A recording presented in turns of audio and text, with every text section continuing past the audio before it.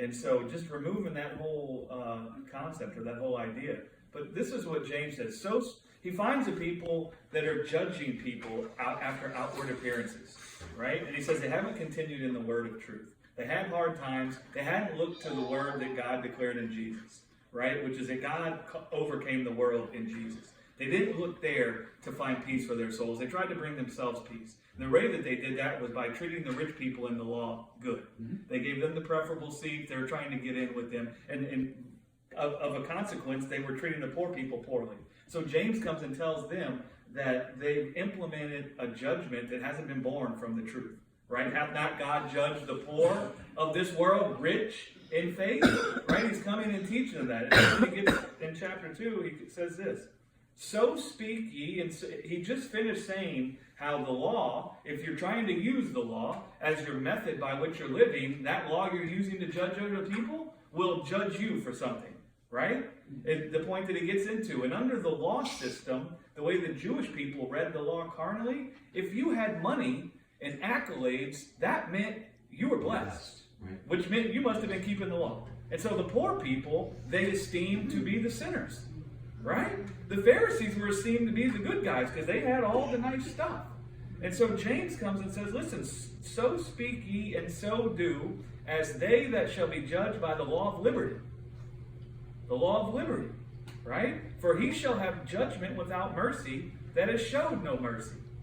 And mercy rejoiceth against judgment. Right?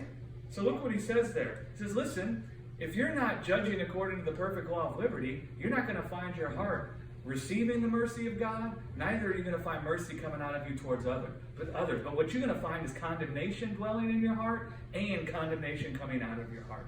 Right? But mercy rejoices against condemnation. Meaning God's desire is for you to experience his mercy and not condemnation. Right? Yep. And so those verses, it's beautiful the way she quoted in Luke.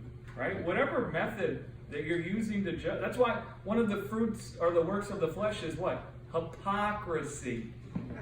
Right? Hypocrisy. Paul kind of dealt with this in Romans when he's laying the groundwork at the beginning because he had Jews and Gentiles. He said, whether you sinned without the law, you still sin. Whether you sinned having the law, you still sin. Right? You both sinned. So you Jews, you guys had the law, you were sinners. These Gentiles, they didn't have the law, they were sinners too. You're both sinners, man. Right? Don't think that you're somehow good because you got the law. Right? Because the law was given to you. You both walked out of the way. That's why all have fallen short of the glory of God. Right? He wasn't trying to teach some weird thing. Oh, you're all born with a sin nature. What he was teaching there is Jews and Gentiles. Both sin. You Jews that think that you're not sinners because you have the law, have you followed that law? Nope. You sure haven't, have you? Right? And so that's the whole point, that the judgment, whatever method we're living by in our own hearts, we're going to use that to judge others. We're judging ourselves with the same thing. Right? At the end of the day, if we condemn somebody else for something outward, then we're going to find something outward in our lives that's condemning us. Right? And you'll be a hypocrite. That's why you see so much hypocrisy in the world. Right? People establish their own set of what's good and evil. And whatever they see in themselves, they say, oh, well, that's not evil, that's good. Right? And that's how they try to skate it. But that won't work. You can't trick yourself, man.